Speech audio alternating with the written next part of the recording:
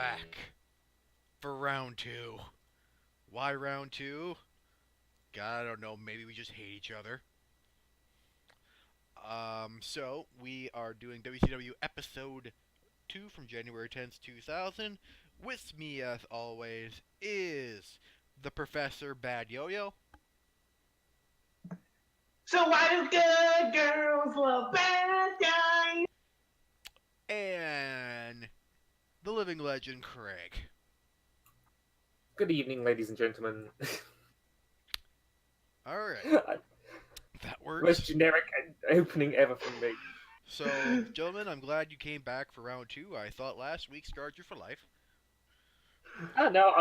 We can only go up from here. It gets easier. Every day it gets a little easier, but we gotta do it every day. That's the fucking hard part. The problem is the picture I picked out for this episode. There's so many things we have to explain.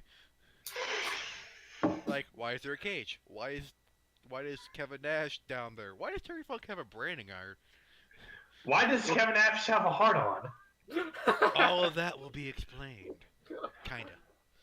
But anyway, we had a couple weeks to think about it. Do we still hate last week's episode? Yes. Any I mean, no. I thought it worked perfectly well. comments? I never hated it. I actually enjoyed that as an episode.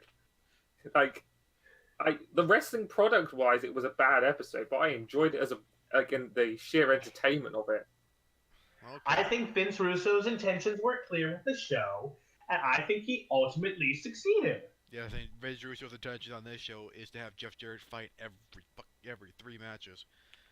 So, a couple things before we start. A very good friend, Vince Russo is. Yeah, couple things. Number one, yes, we are going to do this. No, we weren't kidding. We're sorry. Number two, next show after this is Sold Out 2000.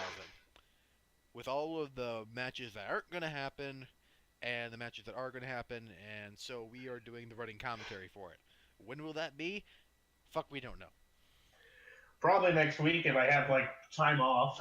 It'll probably be next week. So, the best way to know this, check my Discord. It's the WCW 2000. I'll put a link in the description. So that if you want to join us for the commentary, feel free. We aren't going to do much except bitch and moan.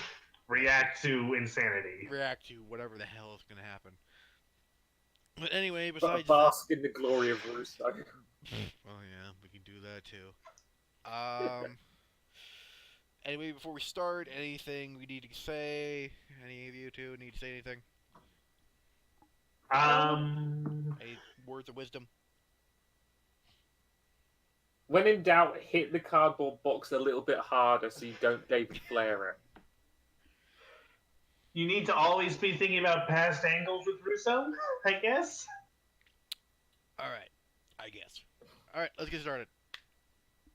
So, this is WCW, January 10th, 2000, from Buffalo, New York. Also, to mention, this is the last Vince Russo Nitro before Reboot Nitro. Indeed, it's going to soon be Kevin Sullivan, someone else, and Kevin Nash booking after this, which will make it a lot of sense. They somehow book it worse because they have to bring in Russo again with Eric Bischoff. So, recap of Thunder, which if you don't watch Thunder, it's basically a whole entire show, and you got to figure out what the hell is going on to make sense. So, recap of Thunder. So we figured out what happened to Arn Anderson. They basically tortured him. Yep. That makes logical sense from what you do after a kidnapping. Yep. They set up a match, Funk versus Kevin Nash, for the commissioner of WCW. Mm-hmm. In a hardcore Funk match. wins, NWO disbands, Nash wins, he becomes the commissioner. And, on Thunder, concussed the fuck Bret Hart took on Terry Funk in a hardcore match. I kind of really wish we could see that. But this show was not on the WWE Network. This show was not on the WWE Network. But it was a hardcore match between Terry Funk and concussed the fuck Bret Hart. And it ended with Kevin Nash powerbombing Terry Funk through the stage. Yes. A lot of those points were covered in the opening of the show, which had I like this because I put this note. The drum and bass opening music from last week, which is I think the WCW theme, was like playing in the background while dramatic music to make this more tension played. So you just had like dramatic strings and them, and it's like I honestly think Russo, like watching Russo related content would be a lot better if you just had like that music in the background all the time. it's just permanent drum and bass. You have the final deletion. It has to be like a rave. So Get the strobe lights. Yeah. So a lot of shit happened on Thunder. We didn't see it because it's not on the network. So we're just going in blind. These vignettes are all we get. These vignettes are all we get. So limousine arrives with Terry Funk, Larry Zbyszko, Paul Orndorff, who's looking like a military sergeant or someone's really, really disappointed father, I think I make that point later on, yeah. and Arn Anderson.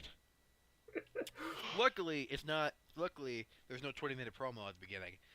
Instead, we got a triple threat tag team match for the tag team titles where falls count anywhere.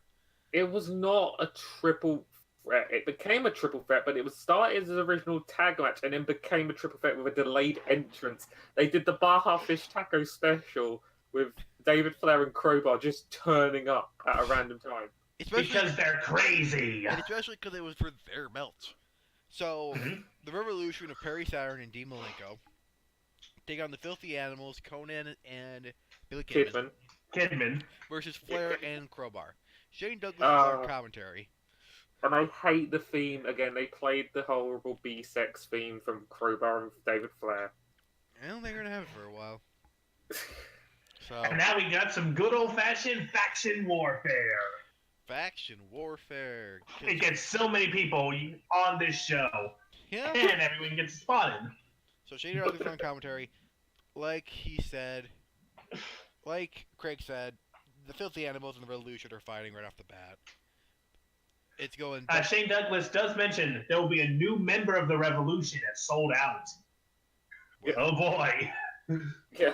When I also made a note when all of them leave except you. Yeah.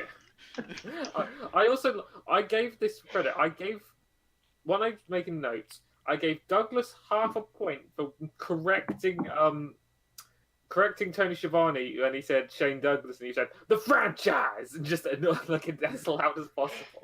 That is how you do a good heel. You must always refer to them by their heel name. Yep. So the one thing I did notice about this match was Daphne was screaming a lot. And this made us have a very interesting conversation. And we're not going to say most of it, but we will ask the same question that came into our minds. Yeah, I've got the quote. Like, if Daphne and Norman Smiley had sex, it would just be weird. How much yelling and screaming would there be? Oh, it would wake up the entire state. My notes in 30 seconds went, can you command spots, punch, punch, kick? Worst giggle ever, Daphne. More giggling and screaming. Yo-yo quote, what would sex between Daphne and Norman Smiley sound like? Yeah, I mean, really? Also during this, Shane Douglas is making hints at who their new member is going to be. Even, I mean, the idea of having Mike Tenay be in the Revolution. Something that I would actually like to see. Yeah, his mind and all that. We've got weapon shots up the wazoo. I think. Why does Crowbar not use a crowbar? Oh no.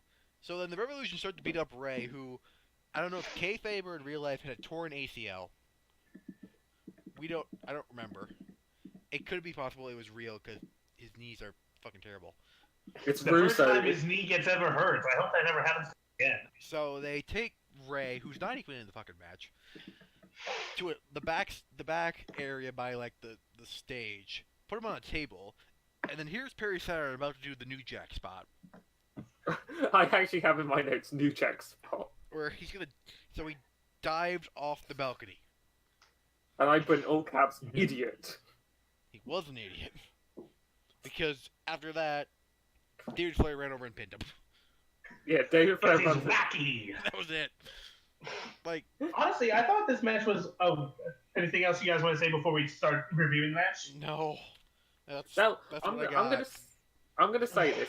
This was WCW trying to do a 1997/1998 era ECW tag match where wacky bullshit would happen on the fly. They were trying to do that, but they did it in 3 minutes, so it didn't give enough time to explain the story of the match, and did it all in fast pace. So it was like weapon shot, weapon shot, weapon shot. I'll brawl over to there. Stage dive, done. And it just felt too rushed. Mm-hmm. Hmm. I think everyone was allowed to get a cool spot in, and everyone could go home happy.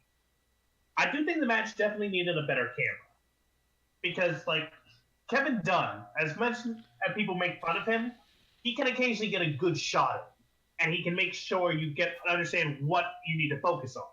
Like Flair suddenly running in and taking in the pin because that's weird and crazy, and all that type of stuff. That's interesting. You just need to be able to focus on it better.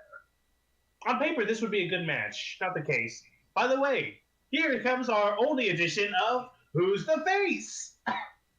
So, the filthy animals were unfairly assaulted by the Revolution. So therefore, they must be the good guys. But also, Flair and Crowbar are also the good guys due to their alignment with Terry Funk and WCW against the evil NWO. So I changed this to Who's the Heel, which is obviously Shane Douglas. I think I was going to say this. I think Flair and Crowbar were supposed to be tweener because in the opening you see beat down of Funk and Arn. Jarek then gets choked by David Flair, but Flair also hits Arn Anderson. So I think they're trying to cross the line that David Flair is tweener. He might be. David Flair is David Flair. David Flair's David Flair.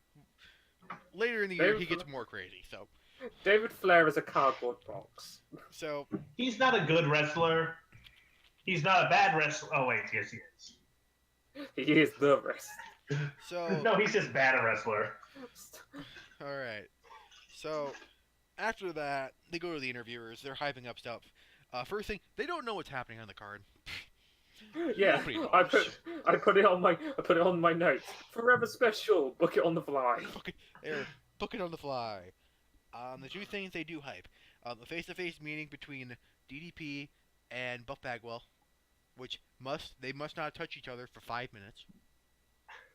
Otherwise, consequences. They'll be fined like $50,000 fine. $50,000 fine. And Stevie Ray. We gotta hype up Stevie Ray. Confronting Booker T. Booker T and Midnight. So, after this, out come the NWO show up. You know what day it is? Greg, you know what day it is? Steiner's 21st birthday. It's Steiner's birthday. Steiner's B-Day, yes. It's on a great day. So, you know what Steiner gets for his birthday? The only thing Steiner deserves? A lot of women. A lot of women. And apparently these women were basically running the train on Scott Steiner all night. Yep. That was basically it. Now this is what makes the NWO good heels. They actually reward their members for associating with them. So many heels stables don't remember that part. Oh. And I also wrote a little note here. Is this how he met Nadeja? Oh, yeah. So we had the highlight package of the Flapjack by Stevie Ray Benoit on Midnight and then it went to this segment. Yeah, and then I put in my notes 7 boob girls for Steiner's birthday plus 0.5. I gave them a plus 0.5 for just having women turn up to Steiner. Well, and then Ray was being put into an ambulance. He was convulsing because he got splashed onto a table. Yeah. I would too. And then more Steiner. And then here he comes. Ray sells like a seizure in ambulance. Yeah. And here it is. Out comes Oklahoma.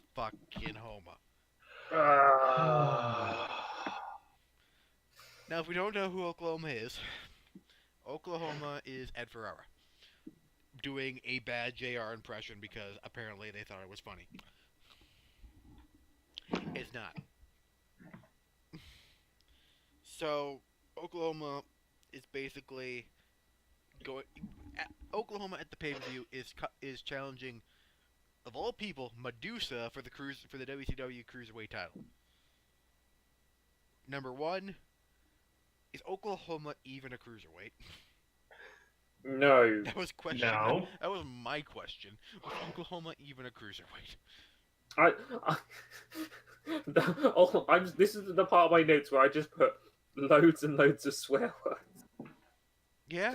Oh, I have plenty to say about this. I've literally just got, first off, fuck off Oklahoma in all exclamation points and capitals. And then I put fuck Oklahoma in all exclamation points and capitals. And then how did the name of such a great musical get attached to a shitty gimmick? I put, Oklahoma cut sexist promo claiming women should be in the kitchen. I put shut the fuck up Heenan because Heenan says he's right. And like, that's the first time I've actually said to Heenan that he's like, shut the fuck up. And then we had just quickly going through this. He's cutting a promo on women like Jeff Jarrett did versus China. Yeah. Women in the kitchen, barefoot, pregnant. Calls Medusa silicone freak. This is where I ask if Oklahoma is even a cruiserweight. So he calls out any woman from the back to fight. Now out comes Asia, WCW's answer to China. I've got Asia comes out. Biggest pop for Asia ever. It was huge. Like people, it's like I wanted to root for Asia. If Asia went the seed in the world, but it worked. Asia should have gone full New Jack and just straight up mass transited Oklahoma right on the stage, and she would have been over. She would have been like push her for WCW You would have found World your Champion. actual China. Yeah, you would. Yes, just New Jack Oklahoma to shit. So out comes Asia, attacked from behind, and then out comes Blue Medusa. Yeah, Mablusa in my Medusa. notes. And then at this point, Asia gets hit with barbecue sauce. No, this was. I've got the bit before. My notes go, shut the fuck up, Heenan, again. Oklahoma makes a lot of sense, is what Heenan quoted and said. No. Asia looks like Poison, but blonde from Final Fight. So, like, the Capcom game. And then Mablusa, blue hair, blue stars, blue fur, Eiffel 65 is my notes. Blue Medusa, my god. Yeah. So then Asia gets hit with a barbecue sauce. And then Oklahoma lays out Medusa with the broom. With the broom. Holds up the belt. And then that's it.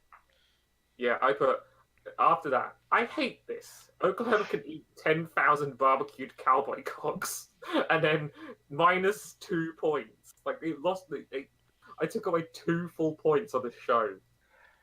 I put down 2 notes. One is saying, why am I always only associated with couple wrestlers? Because I just realized I go to the same college as Ed Ferrara, and I went to the same high school as Alex Riley. I'm losing the gene pool of wrestling in my world. Hey. And also I wrote down, fuck this entire segment. It sucks. Russo should stay 1,000 feet away from any scripts involving women. How the hell did this man convince a woman to sleep with him and have children with him? That's a good question. Jim Cornette answered that. And to piggyback off of the genetic thing, I'm actually lucky. I have the same birthday as the Velveteen Dream. Nice. He's 1 year older than me. That makes me sad. Still the same birthday. So, go to the back. Funk's Army and the NWO were... Oh, we're missing the 1 point. The Slim Jim advert. Well, that's The after first this. So, they kept an advert in. Thank God. And it was a fucking Slim Jim ad with Macho Man Randy Savage in the State of Town. I gave This the is probably the highlight of the show. This is the highlight of the show. I gave the show 0.5 for having a Slim Jim advert, just because it's Randy Savage. Yeah, it's Randy Savage. I almost gave him my MVP for that. Who's my MVP? The guy in the fucking advert. Yeah. Funk comes out with his mullet. Funk's passion promo, saving the show at this point. Okay. Nash needs to do more to beat him up, is what he says. Okay. Um, So, like I said, Funk, Arn, Paul, Larry come out for a promo. Says Nash will have to do more, like he said. Uh, he said he picked up the other guys from the unemployment line. Why? Um, and then he gave me the line of the night. And when I mean line of the night, I mean, goddamn you, Terry Funk. When he calls themselves the Old Age Outlaws. Yeah, literally, I put Old Age Outlaws. That line sucks. Minus 0.5 just And for you know that what? line. This is sad because like Funk is legitimately trying, but the crowd hate him because he's not Flair. And honestly, the WCW crowd is a part of the reason WCW died. Yeah. It's not the big reason, but it's part of it. He's got an army of badasses, but he got awful lines and was very underutilized thanks to the crowd and Nash, much like everything in WCW. Funk cut a good promo, and then it went on to Arn Anderson afterwards. And I put in my notes Arn George Romero Anderson as he is the living dead. Yeah. You put saving you nearly killed me, and I'm sure don't feel stronger. And it's like, so you're basically saying you nearly died and you now feel weak because of what? Dumb. This is what I put after. I wrote Arn didn't die. Larry cut a promo about traditional, typical old guy promo. He said also the NWO would not make it into the 21st century. You're already Despite in the 21st century. Yeah, Zabisco doesn't know what year it is, but I still gave that a plus. Also, and then Paul Orndorff took the mic. He was pretty good. One thing before Paul Orndorff took the mic. What?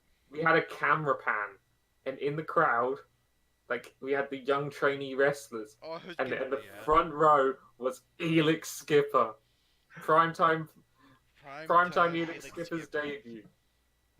Oh yeah, absolutely. And I was actually kind of wondering, why didn't we bring up the Power Plant guys to just sit in the crowd? Wouldn't it be actually kind of cool if you like kind of had them go out and fight the NWO for like even just a segment? You can even have their asses get kicked. You can like try and get them to do something, and then that can like show like WCW, which is like built on these wrestlers, versus NWO, which has always been the idea of what if WWF invaded WCW? There are ideas here, it just doesn't work. Yeah, and then we got to Orndorff. Yeah, Orndorff cut a good promo. Talk about the power plant guys. Yada yada yada. I didn't really pay much attention. I said like while I was looking at this promo, like didn't pay much attention to what he said because it's Orndorff, but I said Orndorff looks like that one uncle trying to look young despite edging near 60 with his frosted tipped hair.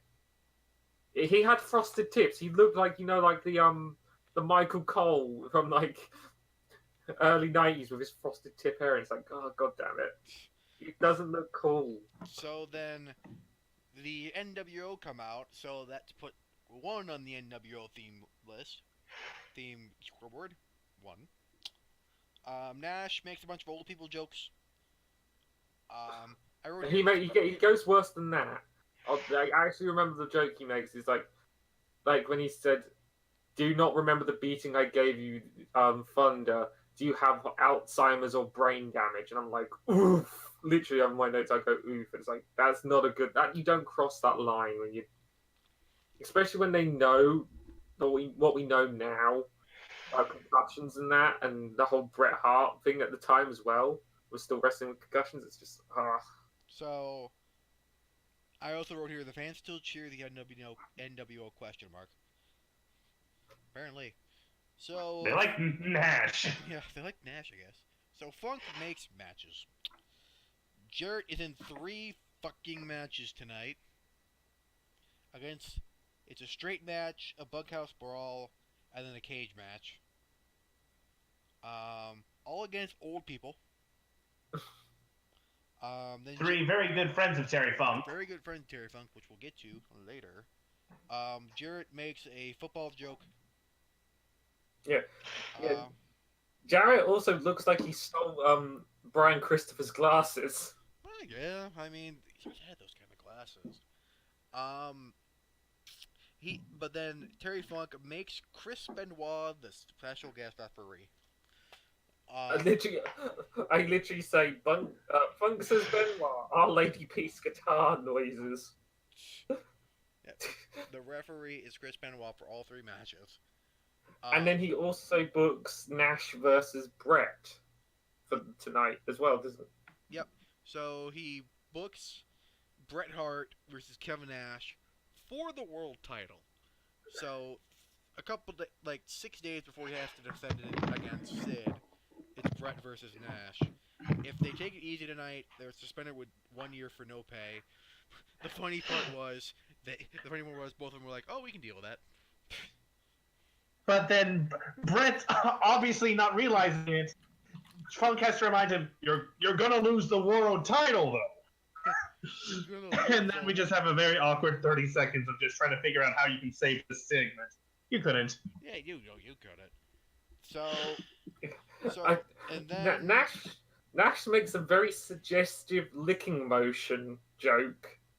yeah. And I've got woe down, and then Steiner comes on the mic and he gets beeped for days, and it's just like Arn Anderson has to tell Funk his lines, and then Steiner grabs a mic. He says like 2 words, and then next thing you know, it's just silence. Gets beeped out, and then Steiner, after cutting the promo, does the fist up the arse symbol. Which is what that means. Yeah, Yo-Yo didn't know what it meant.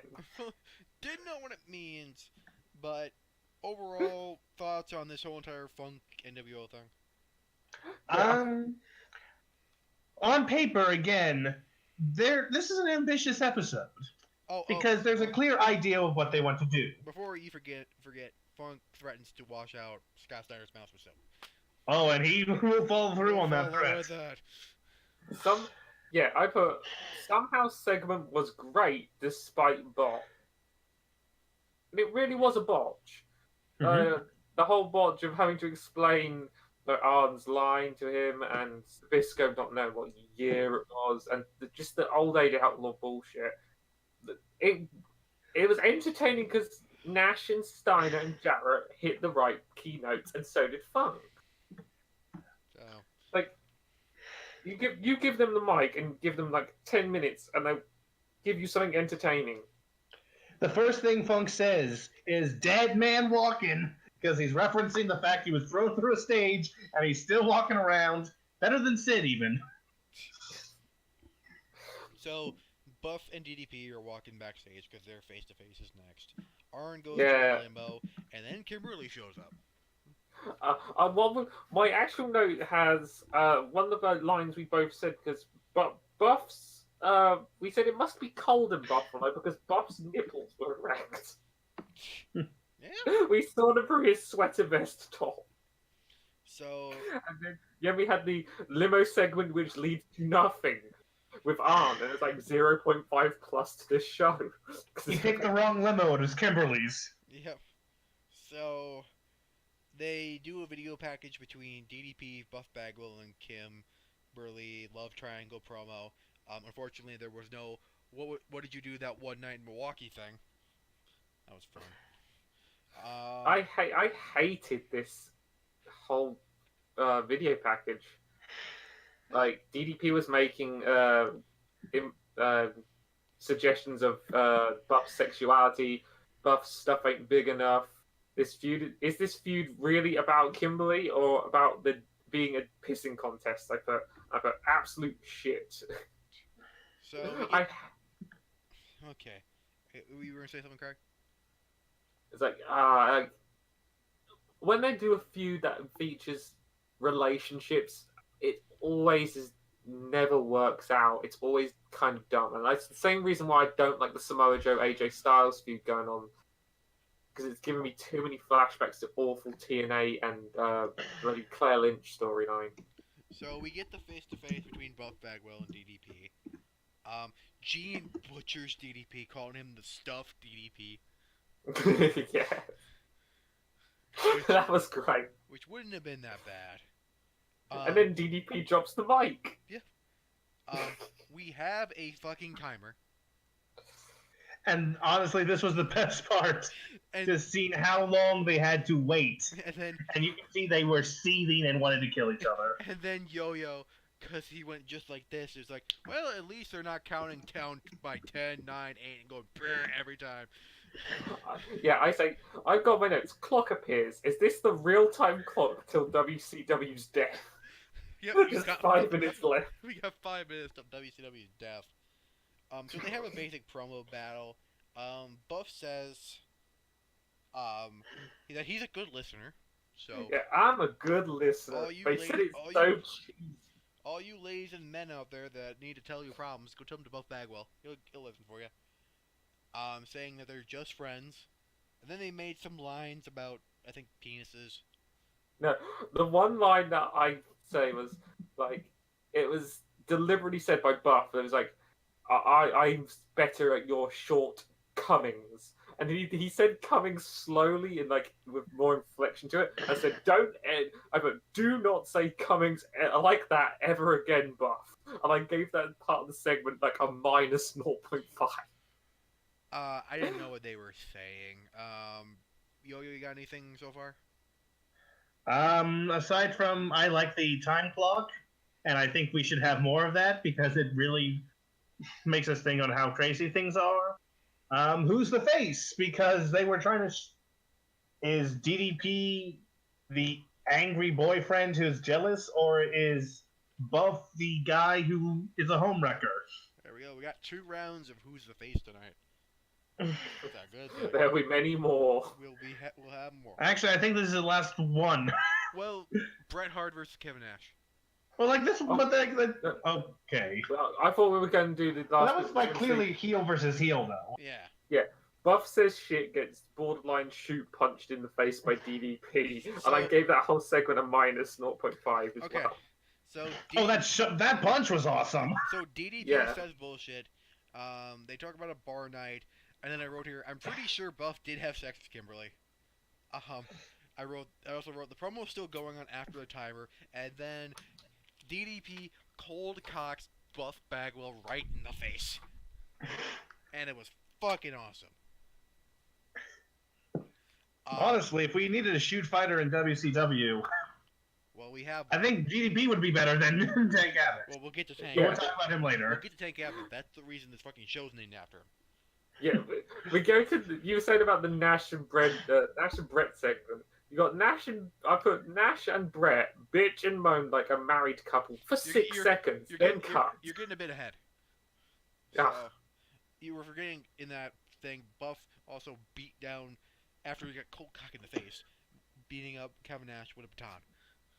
They had stashed somewhere. And thoughts on the segment, Yo-Yo? The Brett Nash moment. No, the face to face. Oh, the face-to-face, I thought it was clear that this was going to be an intense fight, and they really hated each other, and they were going to beat the shit out of each other and sold out, hopefully. All right, Yo-Yo. I already said you. Craig. I didn't like the segment. I know it builds to a match, but I don't like angles that involve bringing in someone's wife or girlfriend at the time. It doesn't make it any realer. It doesn't make it any better. It just clogs it up and just it's made to just bring dirty laundry into the whole wrestling industry, and it's just dumb. I didn't like it. Okay. So now we get to backstage. They're trying to figure out what they're going to do about this match. And then Bret Hart was like, just lay down for me. Or something like that. And Kevin Nash was like, I'm not going to lay down for you. They just start bitching in a moment. And then he's like, how many world titles have you had? Because I've been world champion 3 times. No, Brett goes, I've been a 5-time world champion. And then Kevin Nash replies, yeah, but I've been a world champion for 3 times. It's like 3 is less than 5, Kevin. So then we cut back to Arn Anderson. He found the right limo. So we get to Jeff Jarrett versus mystery opponent in a bunkhouse brawl match, which is basically just a hardcore match. And who the fuck it is, but it's George the Animal Steel. before we get there, I really like Jarrett's NWO music. Oh yeah. I like having like variations on like the theme song, like how we have with Bullet Club nowadays. I think that's cool. Old Age Outlaws is not over, but they still No, get better pops than anyone else.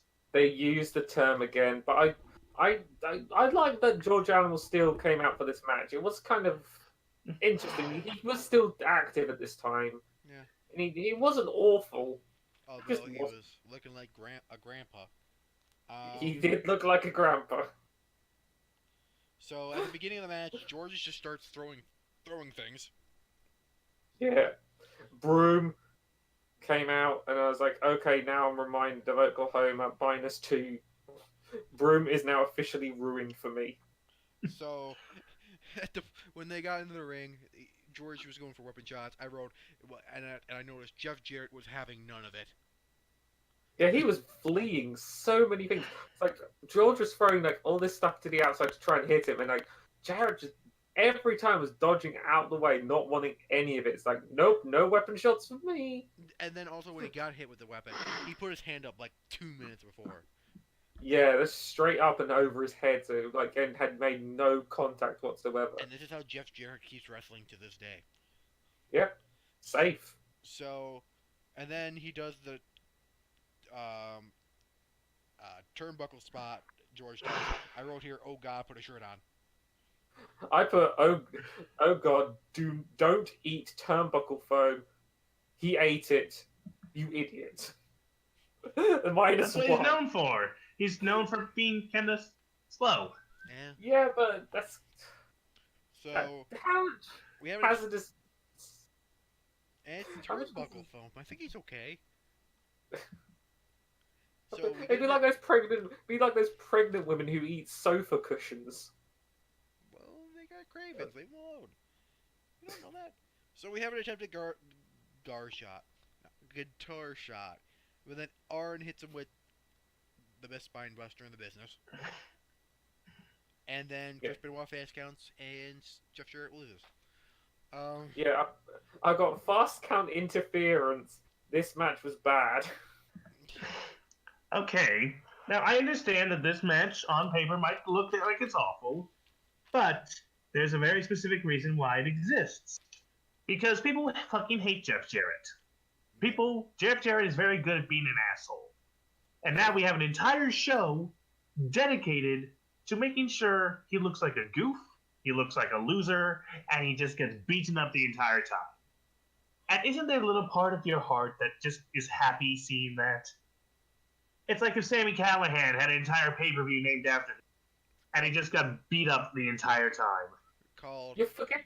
What a Dick I Am. You're forgetting the fact that this is Jeff Jarrett, who is US champion, though. You still got to make your champion look legitimate. If he's losing to guys who are 20 years past their prime, which happens also later on in the match, or later on in the show, it's like you make your belt look weak, you make your champion look weak, you make you make one of your top heels just look like an absolute goof.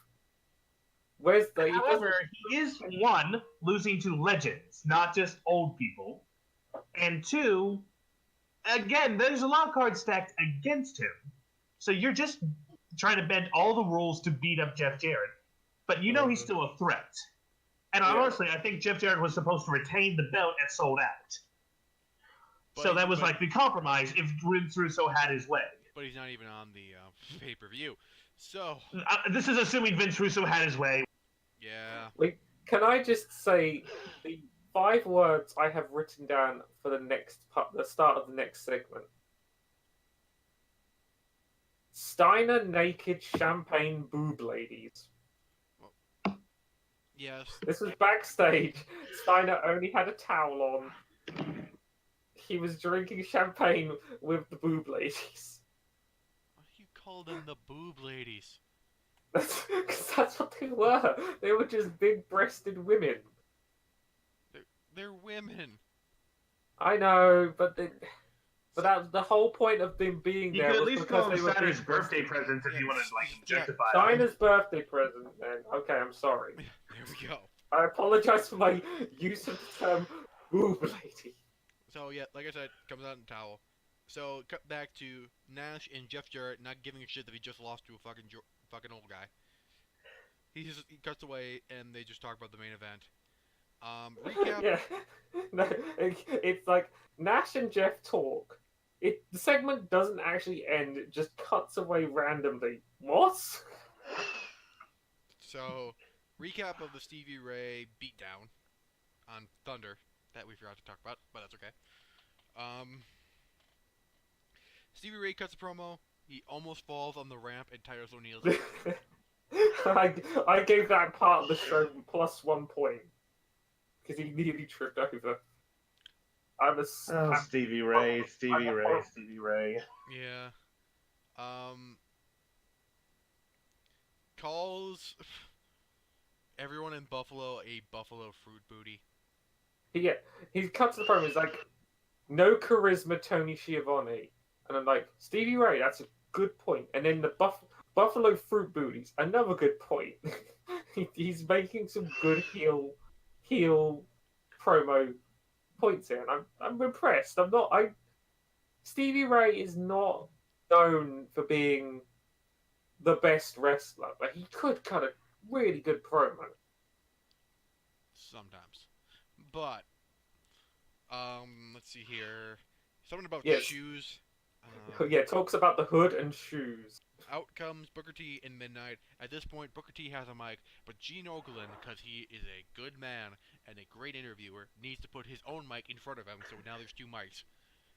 Oh, you missed the Booker T comes out with shocked face responding to Stevie Ray's promo, and it's the Booker T shocked face before the SmackDown games happened. You know the whole when he comes out in the entrance, he looks at his own hand like he's tripping balls, and he's like, oh. And that's why you do not shoot up before a scan. Yeah. So he doesn't want to fight his own brother, so Undertaker versus Kane. And then Stevie Ray calls Booker T a Cracker Jack fruit booty. I love that line. Mm-hmm. And I guess that actually makes sense considering the context of that. Yeah, I guess. Stevie Ray slaps him. Shit was said again. We're now at 2. And then he accepts the match, and then says something about something being fixed.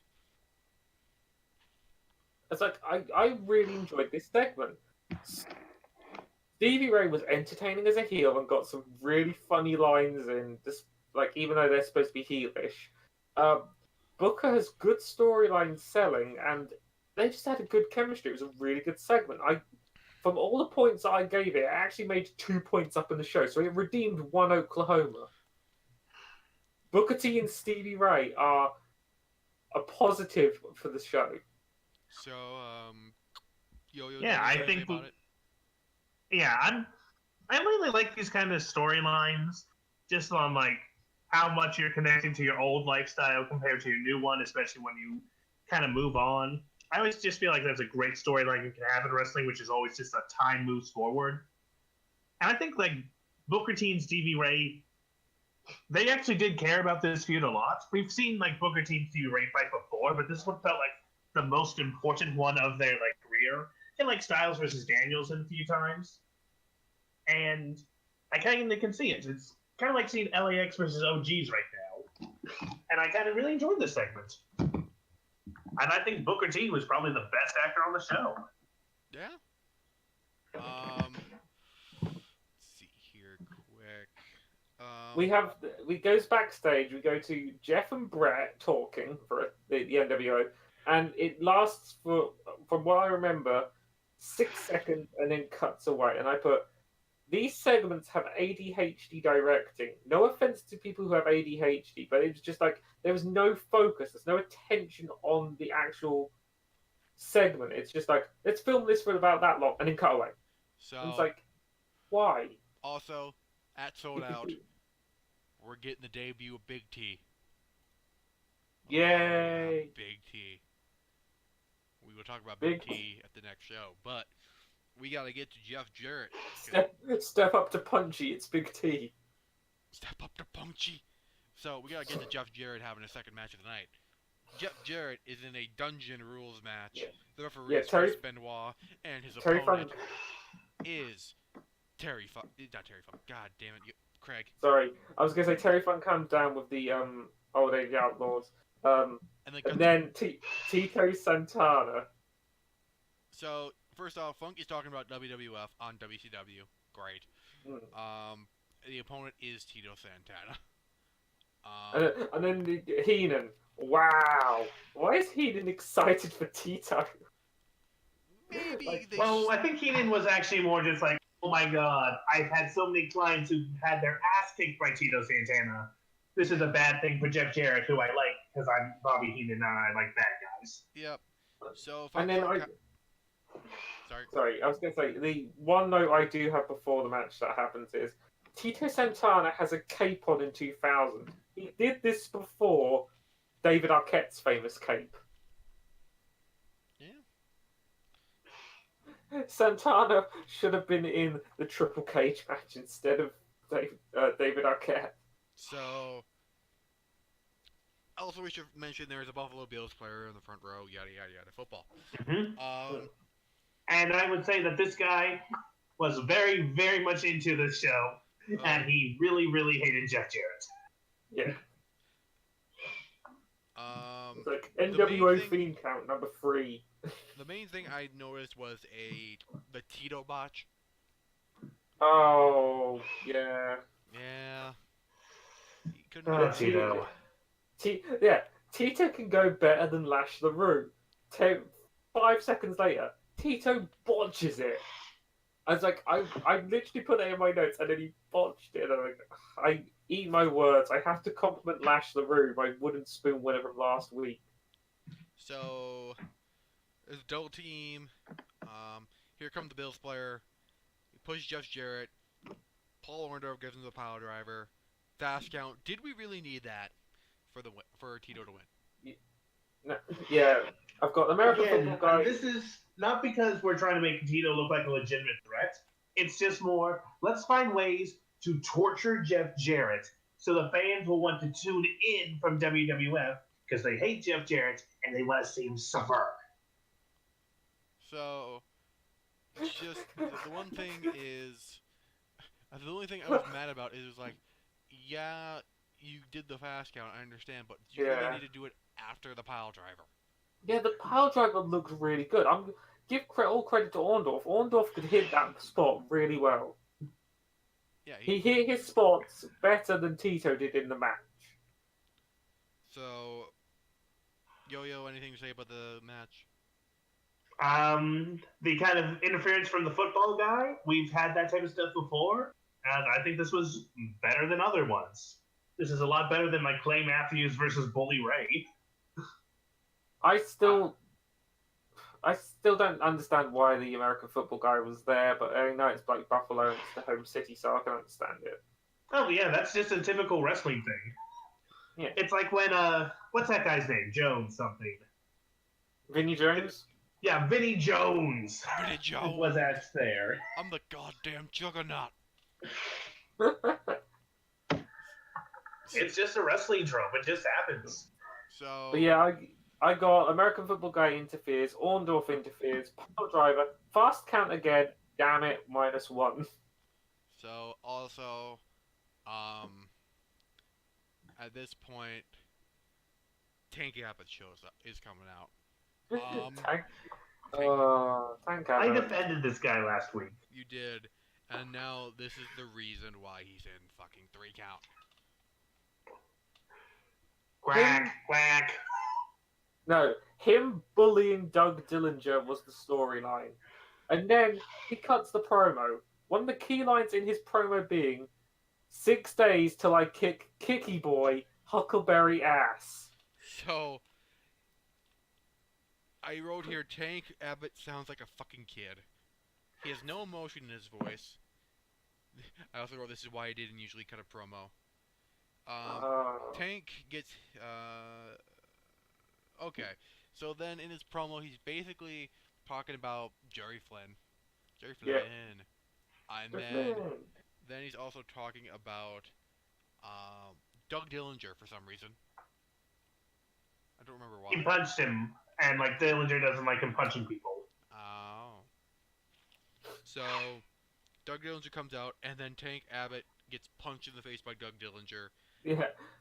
I think it's here. Yeah. Tank is emotionless during the promo. Why is he picking on Doug Dillinger? Shit quacks. Tank Abbott says duck ass, and I gave it a plus 4.5 for just that. Because I immediately got Bob Backlund in my head. More quacks.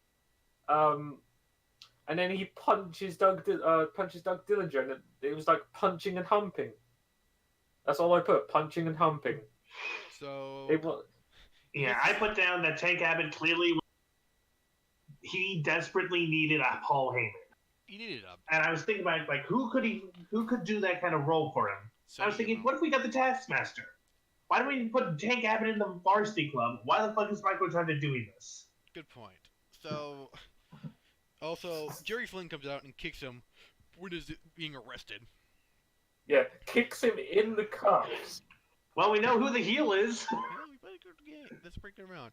And then we got the name of the show when I wrote, I think this promo is the reason Tank Abbott was in 3 count. Yeah. That and when he pulls a knife on someone, but we'll get to that. And next segment is where I've just got sirens. As like in brackets. Snooker arrives in limo.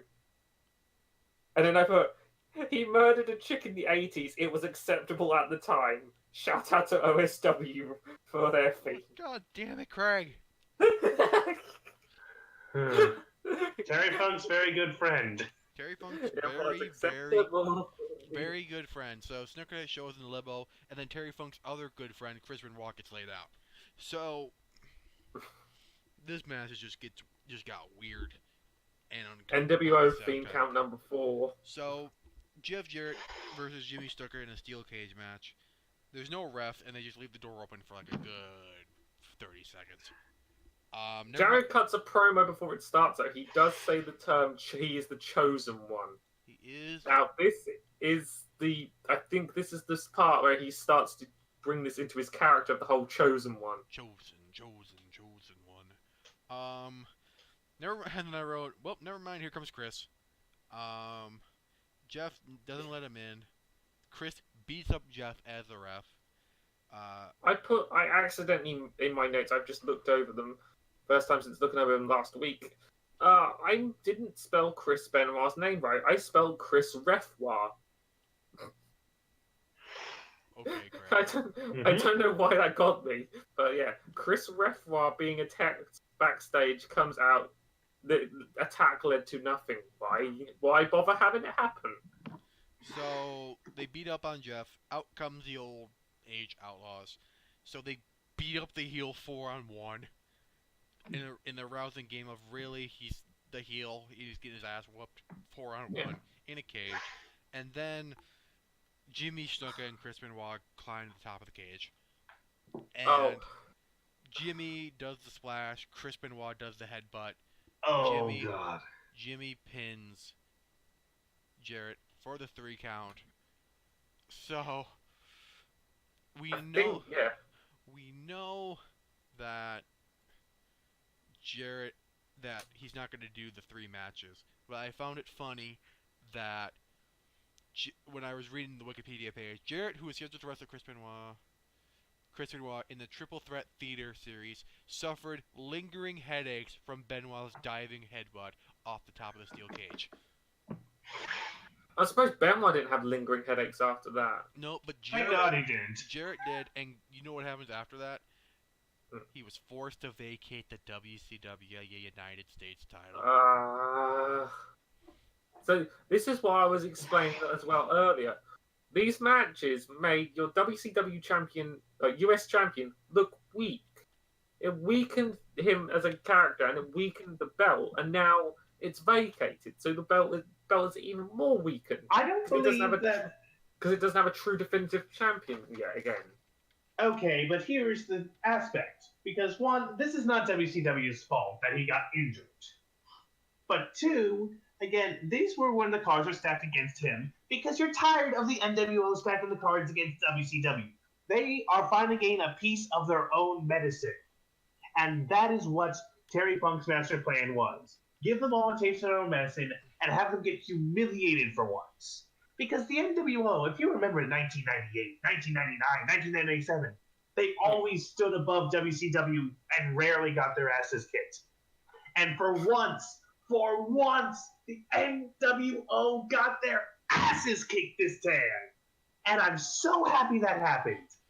I'm So not. that's why I approve of all of this that Okay. happened to Jeff Jarrett. I'm not disagreeing with the way it was done, like the idea of it. I'm sorry. I am disagreeing with the way it's done, but I'm not disagreeing with the idea of it. The idea is solid, but using legends to defeat the NWO, you could have had anyone on your roster, like young talent that you could, or people you wanted to push, and have them in those matches instead.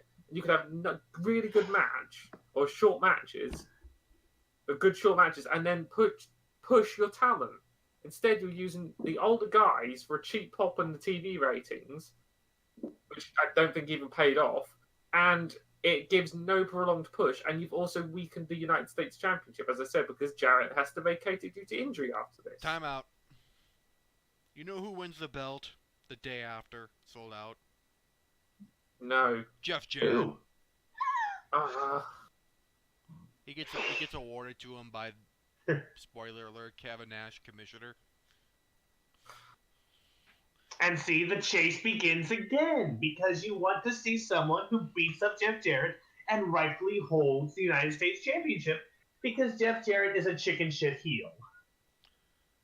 But let's move on. Can I? Well, we'll fight about this next week. I feel Can the I- great Jarrett debate between me and Craig is beginning. Can I just add one more point to the Benoit, Snooker, and Jarrett cage thing? Okay. Jarrett leaves the cage. No win to thing. What were the rules? There was no real clear rules because he left the cage. He escaped the cage, and then Benoit does the throat slitting action. I just had to put, "Don't do that, Benoit." Oh, retroactive cringe. So it's time for the main event of the evening. Scheduled for one fall. It is for the WCW World Heavyweight Championship. It is the challenger Kevin Nash. It is the champion Bret the Hitman Hart. This was actually pretty good while it was going. We missed the final Steiner segment where he is drunk with the women he was partying with. Oh yeah, I have it right here. Couple of notes before They the match stuck in starts. sleeper agents. Uh, Literally. Couple things before the match starts. Number one, the one big screen Titantron in the back, like left, was broken. Yeah, broken screen. Steiner is with the ladies. Steiner gets handcuffed in his boxers. Was he wearing them under his towel? And then Funk comes in, makes sure he gets his promise, and he feeds soap to Scott Steiner. Yeah, the actual line is, my thing, Steiner in boxes after the After enjoying his birthday enjoying the birthday present, I put implied intercourse. They torture him with soap and champagne. What am I doing with my life watching this? It's my actual notes. This is the Steiner I love. Yep. Soap and champagne. So, a couple things I got out of the match. They did a headbutt spot when Bret Hart was concussed to fuck. I hated that. Hart knows Kevin Nash's weakness because he started attacking the quad. But I do have the note as well. This was credit to you, Benito, for saying this last week. Bret has Cena shorts. Yes, he does. Just big old Cena shorts. Big old Cena shorts. There is a Goldberg chant, kinda. I still don't know if he was injured at this point. He was. I don't know if he was injured or not. It seems like he was at this point. Nash's compliment of the week. Nash has big legs. Yep. This is what I said this when we were realizing how hard it was for Brett to basically knock down the big man. The Nash's legs are gigantic, and he really struggled like trying to do any moves until he targeted the quad. Of course, like Kevin Nash's quads have been extinct since the dinosaurs died out. Like he doesn't have quads, so. Yep. So they do low blows right in front of the referee. Yeah. Why? They do another one. Simply because they don't care. Yeah. I wrote here, it was a pretty good match going on. We've made it clear that they didn't care, and the only thing they cared about was getting the title, or at least trying to maintain control. It was the Nakamura AJ of just kicking everyone in the dick. We all simultaneously at one point during the match all said Russian leg sweep. Everyone, no, my line was everyone, even concussed to fuck Bret Hart, can do a Russian leg sweep. Credit to Caveman. So I wrote here is a pretty good match, and then shenanigans happened. Because you can't have a pretty good match unless shenanigans. Yeah.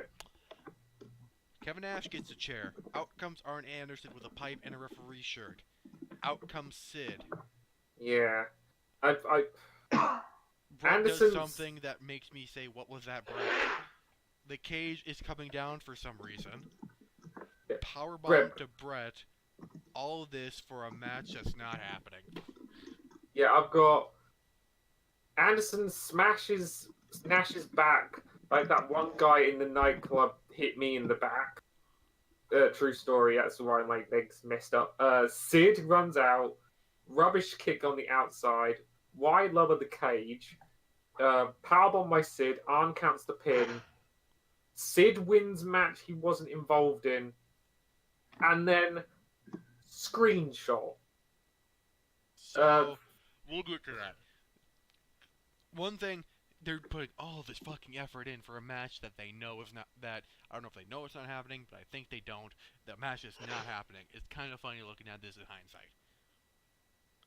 Again, they were expecting people to not fall apart. Everything at did not the seams. fall apart, including the Jeff Jarrett not competing in the 3 matches, which we'll get to during Sold Out. The Chris Benoit Sid match is gonna happen. But before the show ends, out comes Terry Funk with a branding iron lit on fire. Now, I've never taken a branding iron to the stomach. I'm guessing it hurts. I'm guessing Kevin Nash probably had a lot of padding underneath himself. But out comes Terry Funk, grabs the branding iron, and just brands Kevin Nash. That spot was crazy. I just had all caps. Funk stabs flaming branding iron into Nash. Wow. When you add flames to something, like you could do a branding iron spot and you could have it imply that it's heated, but it was actually on fire. So yeah, that's gonna hurt like insane. So, Yo-Yo, thoughts on the main event? Branding iron to the fucking stomach. But I would also say I was taking like little thoughts on my second time around. I'm thinking to myself something important. This is the reverse of the Austin McMahon storyline. While one was an evil authority and a rebellious kind of redneck, who was the rebel, kind of beat up the characters involved. He's kind of doing the inverse now.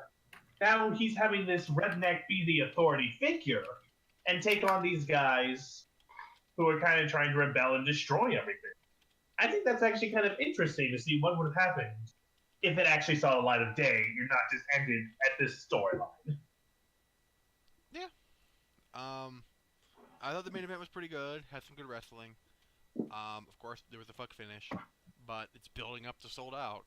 I mean, that's the one thing they can do. So It's accomplished its job. accomplished this. Craig, thoughts on the main event? It wasn't really. Oh no, it was always the main event, but it wasn't really a match. Like when it got to the ending of it, it just kind of fell apart. A lot of WCW's main events do that though, but it did tell a good story. And the part of the match I really liked was Nash targeting Bret's head and Bret targeting Nash's quad. They were both targeting known injuries of each other. So it had some good psychology for a match. And at the time, that's actually pretty good for WCW to have psychology in a match. It was okay, though. Yeah, pretty average. Average WCW match, but I was impressed by it. Alright. Let's get to thoughts on the entire show, starting with Yo-Yo. Well, I've made myself clear many times. As a wrestling show, and you're looking for like good psychology and other aspects, you're not going to get that. You're rarely ever going to get that in a Russo world. But if you want like a storyline in a show where an entire group of assholes you hate or love to hate are all parading themselves around, this is a show for you. Some of the stuff sucks. Oklahoma can go die in a hole. I forgot the Revolution versus Animals versus Crowbar happened. And yeah. However, I got to see the NWO get screwed over tonight. I got to see them get destroyed. I got to see Steiner actually get emasculated for once. I got to see Jeff Jarrett get his shit kicked in multiple times. I got to see Nash get branded with a fucking iron. I love this show. I love this show a lot more than last week. I would even recommend it for certain kind of demographics. Not a lot of them. So I would say 3.5 stars out of 5. It was a good show. It's building up. I like it. I wish they had a couple more matches, more than 5, and 3 of them involving Jeff Jarrett. The Legends were a fun thing to see.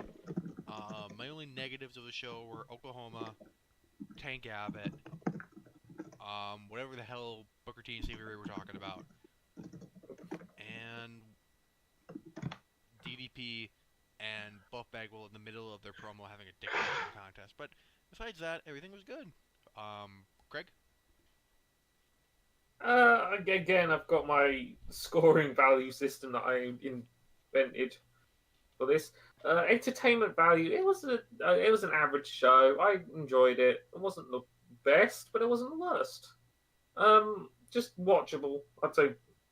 But as a wrestling show, again, it was exactly the same as last week. Too much interference. Matches were super short and just ended out of nowhere again because of interference. Botches, bad chemistry between some matches, except for Nash and Bret. I gave it -4 for that part, but plus 1.5 for the entertainment value. So it was a -2.5 overall. So this show was worse than main event David Flair and Crowbar. All right. Well, it's that time of day. It's that time.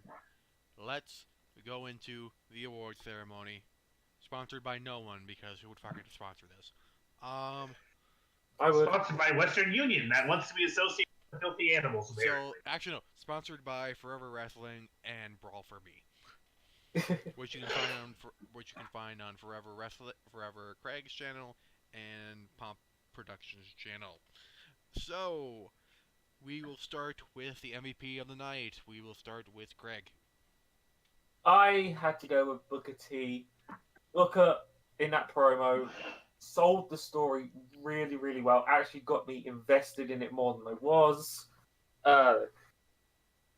Booker really convinced really convinced me though that he was worthy of it. Like the rest of the show didn't really have any other people standing out. Maybe Orndorff's pile driver giving Orndorff a little bit, but I had to go with Booker. Yo. Booker. This is a show that kind of solidifies Booker T is one of the best wrestlers of all time. He always takes his work 100% seriously. He always cares about everything. Hell, you can put him as a commentator for a shitty tables match, and he can make that match great, just simply by changing some things. Booker T takes everything 5 times more seriously than everyone else. 5 times, 5 times, 5 times, 5 times, 5 times. And I think that's why he's the MVP for tonight, and he'll probably be MVP for many more shows he's going to be on.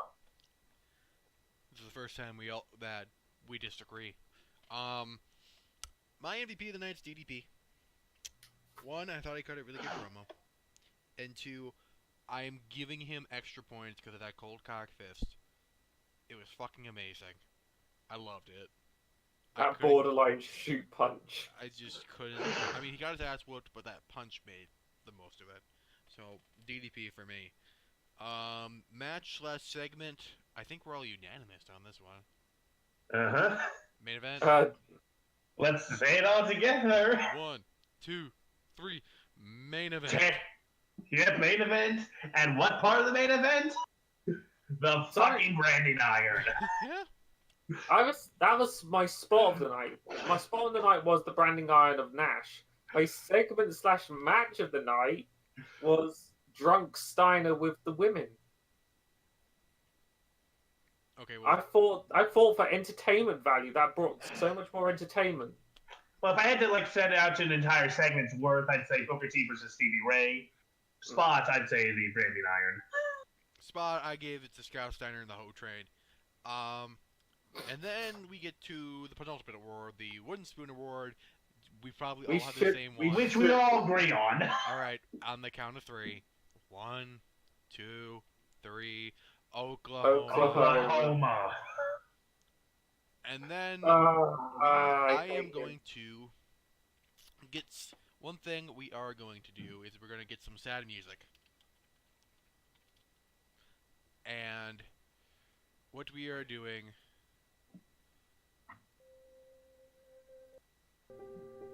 we are going to pay our respects to those who lost today, who will not come back to WCW and wrestle.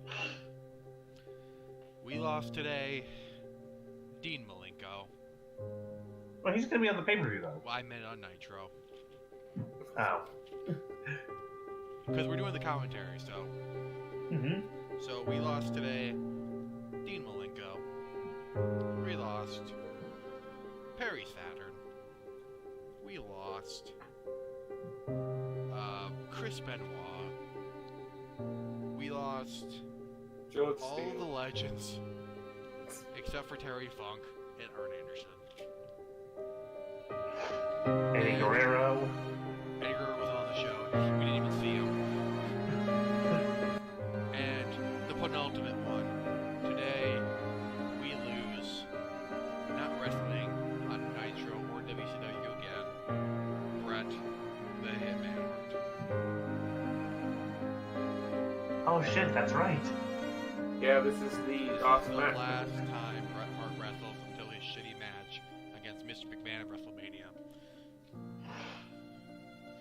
Moment of silence. Thank you.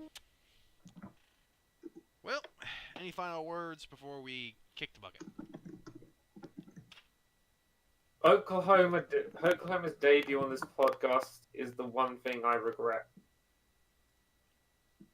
This show would have been so much better without Oklahoma's segment. Yo-Yo. And he wrestles at the pay-per-view. Yo-Yo, Oh any thoughts? god, don't remind me of the freaking pay-per-view. We have to watch. Yo-Yo, any thoughts? Before we leave. I like Billy Kidman, and I know. Wait, no, that's gonna be shit too. Are you thinking about his feud against Hulk Hogan? I'm thinking of a lot of things that happened to Kidman in 2000. So I'm And they're all thinking of- gonna suck. I'm thinking of Billy Kidman when we messed up saying his name and we called him Silly Kid Clown. all right. So a couple things. Like I said, we're doing the sold out commentary probably next week.